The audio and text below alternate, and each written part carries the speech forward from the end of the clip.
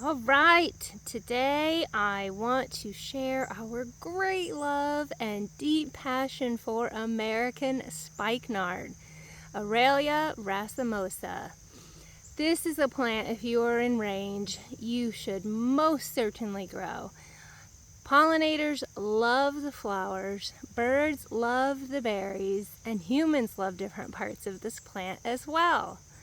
Now, we don't eat any of this plant, so I can't talk to that part, but I can talk to the gorgeousness of this plant. I'm in here right close because I wanted to show you this very exciting feature, which is flowers. They're finishing up.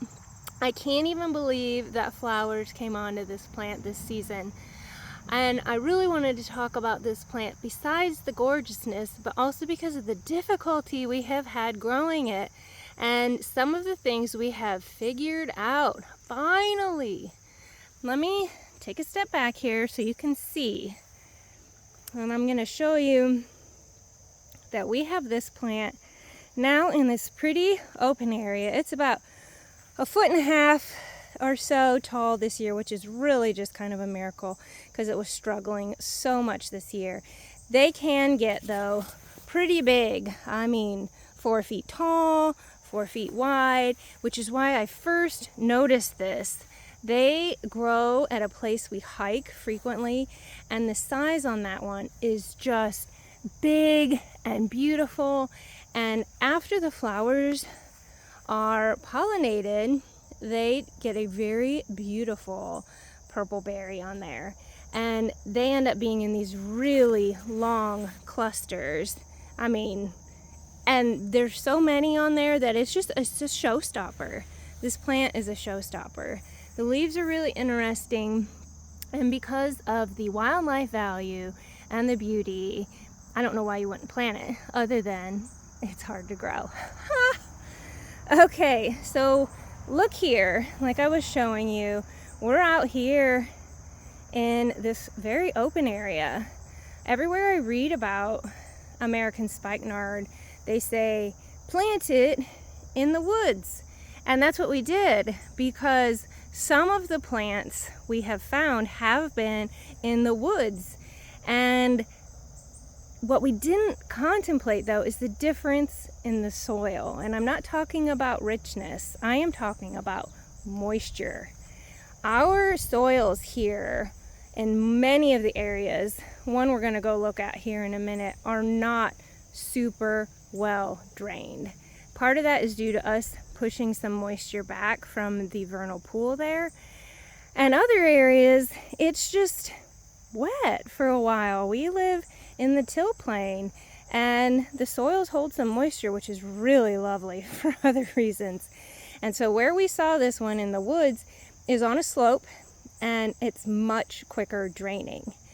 And the other one, the first one that we saw, the huge one, gets a very decent amount of light, and it's actually growing on some very strange soil. The roots are not real deep in the soil, which is probably why they can do that, because it's some mixed up goo from a gas line going through there. And I was just astonished that they were growing there in that plant, or in that area. So we, after we failed so many times, said, okay, we're going to put this one in more light, since that's what we saw, and it has done really well. Now I will link to a video I made earlier in the season about putting this one here, and we still had some challenges for a while because the slugs, that's the big challenge. The slugs. And I really like slugs. I talk about that all the time.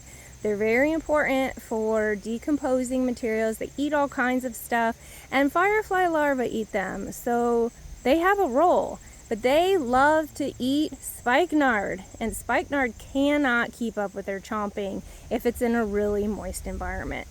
But slugs don't like copper, and so we surrounded these with copper pennies, and that's how we got these to grow.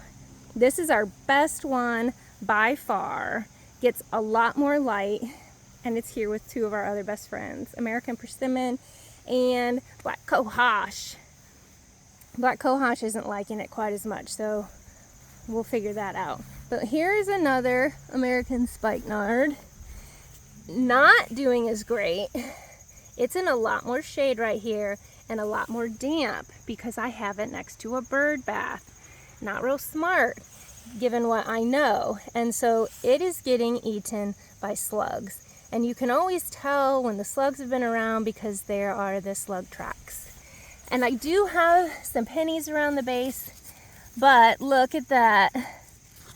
They've all moved around. We have also used the copper scrubby pads, and that has worked really well, but they break down pretty gosh darn quick.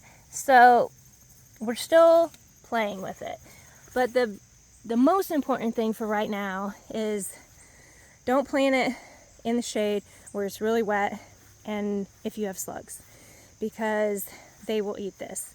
Now, like I said, humans really like this plant too, and that big plant that we first discovered is harvested by humans. I don't know who, but they like to use the greens. I am not an herbalist, so I don't know what for. Those are probably maybe a tea or for eating. I don't know. But the point is, on that one, they took at least half the plant. So it was wonderful that they left half, but it set the plant back an entire year. It didn't flower or fruit, and that was real disappointing. Obviously, if you take the roots, which are also used, the plant can't keep growing. You can leave some of the roots, and that is much appreciated, but you're also going to set the plant back. If there's a ton of American spikenard, then I don't think harvesting a little bit of it will hurt. But the one I'm watching, and Steve's watching, there was one. And they are not common where we are, and they have these challenges to overcome with growing, and so they are on the at-risk plant list with United Plant Savers. So be mindful. I have read that the fruits are also edible by humans. I don't know about that. All right, let's go and see where we majorly failed with American spikenard. But then I'm going to end on a great bit of hope. Look at that beautiful pawpaw bud. Okay, so this is our woodland trail, and it's just really beautiful back in here. We're going to pass the vernal pool. There's insects singing. I just walked through a microthena web. Sorry, little one. Their webs are so strong. She's probably hanging from my face. And so this is where our challenge began, because you can see there's the vernal pool, still with some moisture. And what that did was make this area that we walked through even wetter, because the soil is holding water and the land pretty much drains this way, which is perfect for the vernal pool, but also more challenging for some of the plants that grow this way if they like it dry. The touch-me-nots love it. Oh my gosh, they have increased by a ton here. And I also have a black cohosh over here doing So I'm playing with those as well. They're very easy to move, which is neat. Some plants are not easy to move, and others are, based on their root structure. Okay, so we had a ton of American spikenard when we first were experimenting with this plant, and we thought, oh, rich woods, and let's put them along the trail because it's going to be so beautiful. We can see them, the birds can find them. And we had them all in through here, these gorgeous, really healthy plants. And then they just started disappearing one by one. And the next year, we couldn't find any of them. And we thought, oh my gosh, they can't overwinter here. They're not as tough as we thought. What is going on?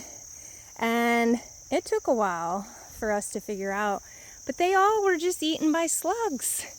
This is a moist area. There's tons of cover for the slugs. It's perfect slug environment.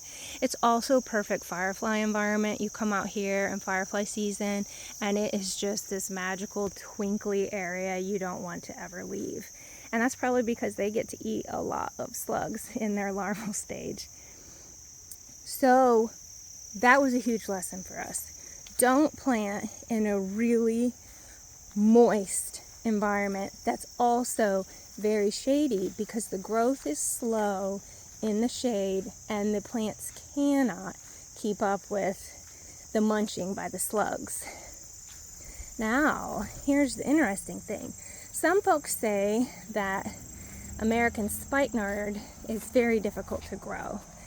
And I'm gonna just wait a minute. There's a car coming, and there's so many goldfinches in this front yard. I don't want to scare them into the road. There we go. But what we've done with those seeds is we just plant them when we collect them in the fall, and we've had incredible germination. So much so that when I up-pot them, I have put more than one per pot because I'm just too tired. And I don't have enough soil media almost always to separate them individually. But also, I don't want to hurt the plants because sometimes they're really small. Now you might say, well, Jennifer, those look pretty good, but also like not very big for August. And that's true.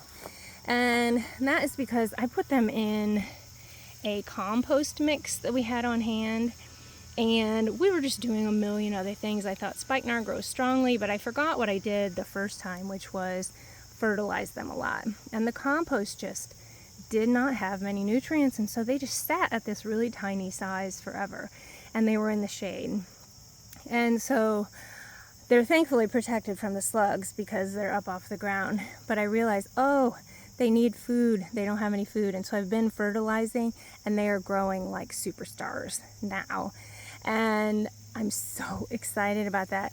Whether the roots will be developed enough to put these in the ground this year, we will find out, because they're going to need to be a really powerful plant to combat their challenges, even if we plant them in the right spot. But we are determined to get a huge patch of spikenard going because of how wonderful they are to look at and witness all of the lives that are using these plants. And so I would say it is 100% worth your while to plant these, and that you will have much better success now because you know the mistakes we made, and therefore you won't make them. And then you're going to have big plants really soon, and you're going to go, ah, this is why she recommended we plant them. So American Spikenard, Aralia racemosa, it's in the ginseng family. It's native to much of eastern North America, and it is absolutely gorgeous.